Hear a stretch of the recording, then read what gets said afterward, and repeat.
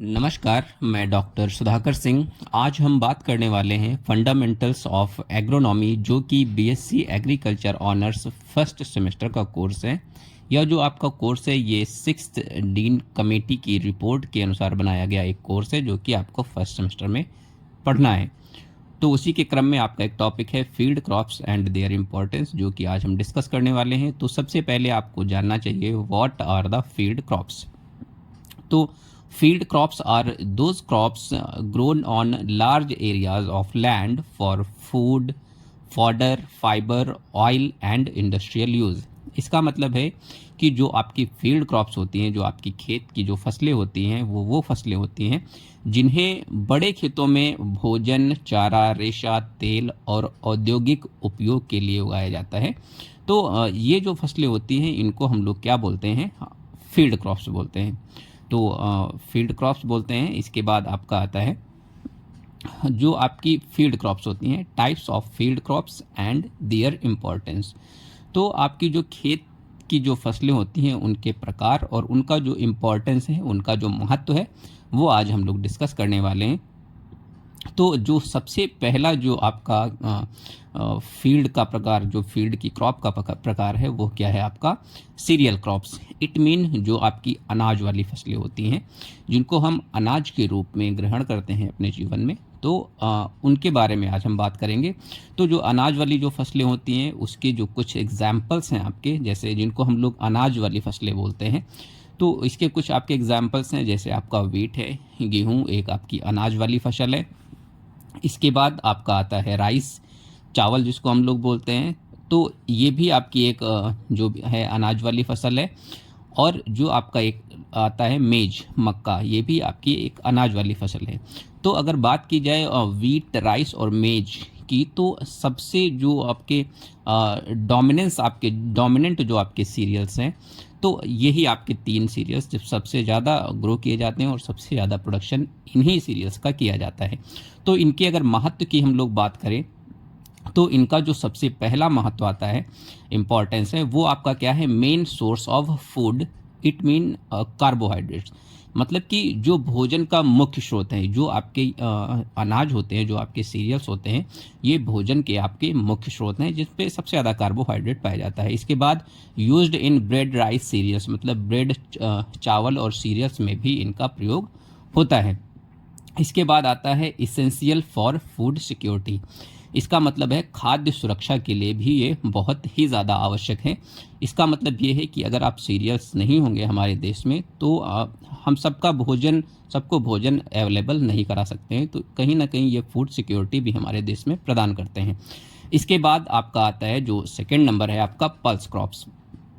मतलब आपकी जो दाल वाली फसलें हैं उनको हम लोग पल्स क्रॉप्स बोलते हैं। पल्स क्रॉप्स इट मीन जो आपकी दाल वाली फसलें हैं। तो इसके आपके कुछ एग्जाम्पल्स हैं मेजरली।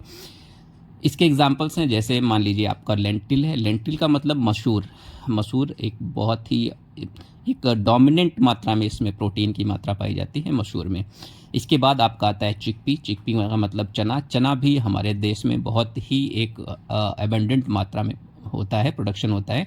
अगर कहा जाए तो इसका सबसे ज़्यादा प्रोडक्शन कहाँ होता है? इसका सबसे ज़्यादा प्रोडक्शन होता है मध्य प्रदेश में। इसके बाद बात आती है पीज़, आपका मतलब मटर की। मटर भी अच्छा खासा प्रोड्यूस होता है हमारे देश में। बात करें अरहर, जो कि हम डेली जिसका कंजम्पशन करते हैं, अरहर भी अच्छी खासी मात्रा में हमारे देश में प्रोड्यूस होता है। तो ये कुछ आपकी पल्स क्रॉप्स हैं, मतलब दाल वाली फसलें हैं जिनका प्रोडक्शन हमारे देश में अच्छी खासी मात्रा में होता है। तो इनका डिस्कस किया करना है, इनके बारे में, इनकी इम्पोर्टेंस। तो जो आपकी पल्स क्रॉप्स हैं इनका क्या इंपॉर्टेंस है? सबसे पहली बात क्या है? Rich in protein. इसका मतलब है कि ये प्रोटीन से भरपूर होती हैं। लेंटिल की बात करें तो एक अच्छी खासी सबसे ज़्यादा मात्रा में इसमें प्रोटीन की मात्रा पाई जाती है। इसके बाद आपका जो सेकंड है improve soil fertility. It mean ये सॉइल फर्टिलिटी कैसे इंक्रीज करते हैं? आपके पल्स क्रॉप्स मिट्टी की उर्वरता बढ़ाते हैं। कैसे बढ़ाते हैं? क्योंकि ये आपका जो एटमॉस्फेयर का जो नाइट्रोजन होता है उसको सॉइल में फिक्स करने का काम करते हैं, जिससे प्लांट उसको एब्जॉर्ब करके अपनी ग्रोथ और डेवलपमेंट में अच्छे से इस्तेमाल करता है। इसके बाद नेक्स्ट जो आपका पल्स क्रॉप्स का इंपॉर्टेंस है वो क्या है, इम्पॉर्टेंट इन वेजिटेरियन डाइट्स, मतलब शाकाहारी आहार में भी ये महत्वपूर्ण भूमिका अदा करते हैं। इट मीन जो आपकी पल्सेस हैं वो आपकी क्या है, फुल्ली वेजिटेरियन क्रॉप्स हैं। इसके बाद आपका नेक्स्ट आता है ऑयल सीड क्रॉप्स, मतलब आपकी जो तिलहनी फसलें होती हैं जिनको हम लोग तेल वाली फसलें बोलते हैं, ठीक है। तो तेल वाली फसलें, इसके जो है कुछ एग्जाम्पल्स दिए हुए हैं। ये भी हमारे इकोनॉमी में एक बहुत ही अहम भूमिका अदा करते हैं, ऑयल सीड्स क्रॉप जो होती हैं। तो इसके कुछ एग्जाम्पल्स हैं, मान लीजिए पहला जो एग्जाम्पल है क्या है, मस्टर्ड, मतलब सरसों। सरसों हमारे देश में बहुत ही अच्छी मात्रा में उगाया जाता है। इसके बाद बात करें ग्राउंडनट की, मूंगफली। मूंगफली भी एक ऑयल सीड क्रॉप है जो कि बहुत ही अच्छी मात्रा में हमारे देश में ग्रो करी जाती है। इसके बाद बात करें सोयाबीन की, सोयाबीन भी हमारे देश में, हमारे कंट्री में बहुत ही अच्छे से ग्रो किया जाता है। तो ये कुछ आपकी मेजर ऑयल सीड क्रॉप्स हैं जो हमारे देश में बहुत ही अच्छी मात्रा में ग्रो की जाती हैं। तो ऑयल सीड्स क्रॉप की अगर हम इम्पोर्टेंस की बात करें, इनके महत्व की बात करें, तो जो सबसे पहला महत्व है प्रोवाइड एडिबल ऑयल्स, मतलब जो खाने योग्य तेल होता है, ये हमारे जो ऑयल सीड्स क्रॉप हैं ये हमको प्रोवाइड कराते हैं, जिससे हम लोग इनका अपने दैनिक जीवन में कंजम्पशन करते हैं। इसके बाद नेक्स्ट आपका आता है used in cooking and industry, मतलब खाना बनाने और उद्योग में भी हम लोग इनका उपयोग करते हैं। कुकिंग में, खाना बनाने में, और जो इंडस्ट्रीज़ होती हैं उनमें भी हम लोग ऑयल सीड क्रॉप का इस्तेमाल करते हैं या ऑयल का इस्तेमाल करते हैं।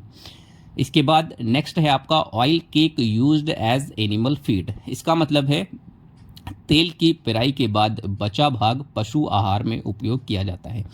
इसका मतलब है कि जब तेल को आप ऑयल सीड्स से एक्सट्रैक्ट कर लेते हैं, मतलब निकाल लेते हैं, उसके बाद जो बचता है उसको हम लोग खली बोलते हैं। तो जो खली होती है, जैसे सरसों की खली होती है, उसका इस्तेमाल हम पशु आहार में भी करते हैं। इसके बाद आपका नेक्स्ट आता है फाइबर क्रॉप्स, मतलब जो आपकी रेशेदार फसलें होती हैं जिनको हम लोग फाइबर क्रॉप्स बोलते हैं। तो ये भी हमारे देश में बहुत ही अहम भूमिका अदा करती हैं। तो इसके कुछ एग्जाम्पल्स हैं आपकी रेशेदार फसलें जो भी हैं। तो सबसे जो पहली आपकी फसल आती है कॉटन। कॉटन का हमारे देश में अगर बात की जाए तो जो महाराष्ट्र है, महाराष्ट्र स्टेट है, सबसे ज़्यादा प्रोडक्शन कॉटन का हमारे महाराष्ट्र में होता है। इसके बाद आपका जो नेक्स्ट है आपकी फाइबर क्रॉप, वो आपकी जूट है। तो जूट की अगर बात की जाए तो सबसे ज़्यादा प्रोडक्शन इसका कहाँ होता है, इसका सबसे ज़्यादा प्रोडक्शन वेस्ट बंगाल में होता है। इसके बाद फ्लैक्स, अलसी। अलसी भी एक आपकी जो है रेशेदार फसल है। तो ये आपकी जो फसलें ये डोमिनेंसी रखती है हमारे देश में फाइबर क्रॉप्स ग्रो करने में। तो इसके जो है कुछ इंपॉर्टेंस भी हैं, जो इंपॉर्टेंस आपके दिए हुए हैं रेशेदार फसलों के इंपॉर्टेंस। तो जो पहला इंपॉर्टेंस है यूज्ड इन टेक्सटाइल इंडस्ट्री। इसका मतलब है जो आपका वस्त्र उद्योग है, वस्त्र उद्योग में सबसे ज़्यादा हमारी फाइबर क्रॉप्स का इस्तेमाल किया जाता है, क्योंकि जो हमारे कपड़े बनते हैं तो ये mostly dependent on fibre crops, मतलब रेशेदार जो फसलें होती हैं उन पे हमारी टेक्सटाइल इंडस्ट्री फुल्ली डिपेंड है। इसके बाद आपका नेक्स्ट आता है सपोर्ट रूरल इकोनॉमी। इसका मतलब है जो आपकी ग्रामीण अर्थव्यवस्था है उसको भी ये कहीं ना कहीं कंट्रोल करने का काम करता है, या समर्थन करने का काम करता है, या अच्छा करने का काम करता है। इसके बाद आपका आता है बायोडिग्रेडेबल एंड इको फ्रेंडली। इसका मतलब है जो आपकी रेशेदार फसलें होती हैं वह प्राकृतिक रूप से नष्ट होने योग्य और पर्यावरण के अनुकूल होती हैं। इसका मतलब है कि जो आपकी रेशेदार फसलें हैं, जो आपकी फाइबर क्रॉप्स हैं, वो कहीं ना कहीं इको फ्रेंडली हैं और बायोडिग्रेडेबल हैं, पर्यावरण के अनुकूल हैं, ये हमारे पर्यावरण को नुकसान नहीं पहुंचाती हैं। इसके बाद आपका नेक्स्ट आता है शुगर क्रॉप्स, जिनको हम लोग शर्करा वाली फसलें बोलते हैं। शुगर क्रॉप्स का मतलब क्या है, शर्करा वाली फसलें। तो इसकी कुछ एग्जाम्पल्स हैं, जैसे शुगर केन, गन्ना। गन्ना एक बहुत ही महत्वपूर्ण शुगर क्रॉप है। अगर बात की जाए तो सबसे ज़्यादा जो शुगर का प्रोडक्शन होता है वो आपके गन्ने से ही होता है। और गन्ना की अगर बात की जाए तो जो हमारा स्टेट है उत्तर प्रदेश है, तो उसमें सबसे अधिक गन्ने का प्रोडक्शन होता है। इसके बाद अगर बात की जाए शुगर बीट आपकी जो सेकंड मोस्ट इम्पॉर्टेंट आपकी शुगर क्रॉप है। अगर हम इसकी महत्व की बात करें, किसकी बात करें, महत्व की बात करें, शुगर क्रॉप्स जो हैं अगर उनके हम महत्व की बात करें तो जो सबसे पहला इम्पोर्टेंस है, used for making sugar and ethanol. मतलब जो आपकी शुगर क्रॉप्स हैं, जो आपकी शर्करा वाली फसलें हैं, इनका जो हम लोग प्रोडक्शन करते हैं वो किस लिए करते हैं, वो मोस्टली हम लोग शुगर प्रोडक्शन के लिए करते हैं और एथेनॉल प्रोडक्शन के लिए हम लोग गन्ने की फसल या शुगर बीट की फसल, चुकंदर की फसल लगाने का काम करते हैं। इसके बाद अगर बात की जाए नेक्स्ट इम्पॉर्टेंस की, तो नेक्स्ट इम्पॉर्टेंस आपका क्या है, इम्पॉर्टेंट कैश क्रॉप। तो जो आपकी शुगर की फसलें होती है, जो आपकी शर्करा वाली फसलें होती है, ये महत्वपूर्ण नकदी फसलें मानी जाती हैं। नकदी फसलें कैश क्रॉप का मतलब ये है कि जो आपका शुगर केन होता है उसको हम लोग काटने के बाद तुरंत मिल में ले जाकर इसको हम लोग सेल कर देते हैं और कहीं ना कहीं हफ्ते 2 हफ्ते में आपको नकदी या रेवेन्यू मिल जाता है, आपको पैसे मिल जाते हैं। आप फसल बेचते हैं, फसल बेचने के बाद तुरंत ही आपको पैसा आपके अकाउंट में दे दिया जाता है। तो कहीं ना कहीं इसको हम लोग कैश क्रॉप या नकदी फसल भी बोलते हैं, जो कि बहुत ही इम्पॉर्टेंट क्रॉप है। ठीक है, इसके बाद आपका नेक्स्ट आता है फॉरेज एंड फॉडर क्रॉप्स। मतलब जो आपकी हैं चारा वाली फसलें। चारा वाली फसलें ये भी आपका बहुत ही इम्पॉर्टेंट है, क्योंकि आपका जो एनिमल हस्बेंड्री का जो पार्ट है वो mostly dependent on fodder and forage crops.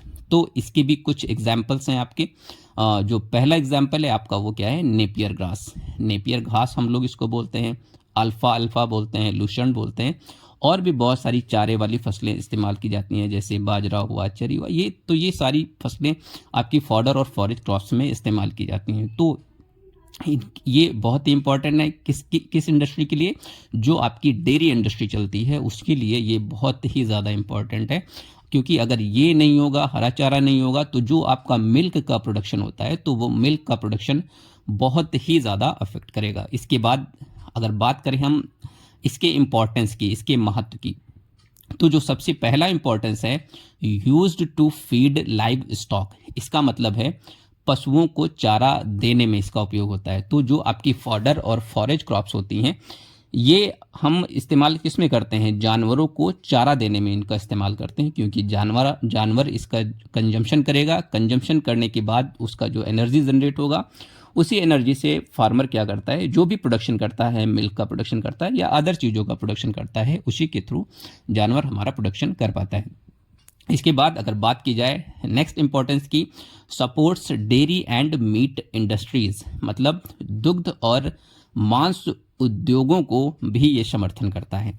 अगर फॉडर और फॉरेज की बात की जाए तो हमारी जो डेयरी है mostly dependent on fodder and forage crops. और जो आपकी मीट इंडस्ट्री है, मीट इंडस्ट्री का मतलब होता है कि जितना ज़्यादा आपका मैटर होगा, मतलब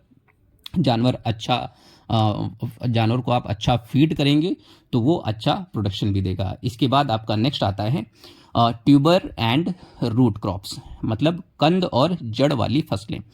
तो कंद और जड़ वाली फसलों की अगर बात करें तो इसके कुछ एग्जाम्पल्स दिए हुए हैं। तो पहला एग्जाम्पल क्या है आपका, पोटैटो, आलू सभी लोग जानते हैं आप, ये कंद वाली फसल है। और इसके बाद आपका क्या है, स्वीट पोटैटो, जिसको हम लोग शकरकंद बोलते हैं। शकरकंद के बाद आपका आता है कैसावा। तो ये कुछ आपकी ट्यूबर और रूट्स क्रॉप हैं जो बहुत ही ज़्यादा इम्पोर्टेंट हैं।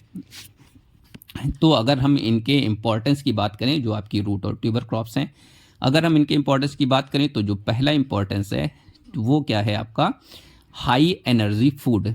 तो ये जो आपकी कंद और जड़ वाली जो फसलें होती हैं, तो ये बहुत ही ज़्यादा ऊर्जादायक भोजन है। अगर आप इनका कंजम्पशन करते हैं तो इससे आपको बहुत ही ज़्यादा एनर्जी जनरेट होती है या एनर्जी मिलती है। तो जो पोटैटो है, पोटैटो की बात करें तो पोटैटो आपका एक रबी सीज़न की क्रॉप है। अगर शकरकंद की बात करें तो ये भी एक आपका रबी सीज़न का क्रॉप है। तो ये दोनों के दोनों आपके रबी सीज़न में ग्रो किए जाते हैं और बहुत ही इंपॉर्टेंट फसलें हैं आपकी। इसके बाद अगर नेक्स्ट इंपॉर्टेंस की बात करें, ग्रोन इन मैनी रीजन्स, मतलब कई क्षेत्रों में उगाई जाती हैं। इसका मतलब है कि जो आपकी ट्यूबर और रूट्स क्रॉप हैं ये बहुत सारे रीजन्स में ग्रो करी जाती हैं और अगर बात करें mainly grown in temperate zone, it mean जब आपका ठंडियों का समय आता है तब ये आपका पोटैटो और स्वीट पोटैटो प्रोड्यूस करने का काम किया जाता है। तो आपके दो इंपॉर्टेंस हो गए, मतलब हाई एनर्जी फूड, सबसे ज़्यादा हमको ऊर्जा प्रदान करने का काम करते हैं आपके कौन से crops, tuber and roots crops. और बात करें नेक्स्ट, तो ग्रोन इन मेनी रीजन्स, मतलब ये बहुत सारे रीजन्स में इजिली अच्छे से ग्रो की जा सकती हैं। तो ये बहुत ही इंपॉर्टेंट क्रॉप है आपकी, स्पेशली आपकी क्या, potato. Thank you so much, thanking you, keep watching and subscribe to my channel, thank you.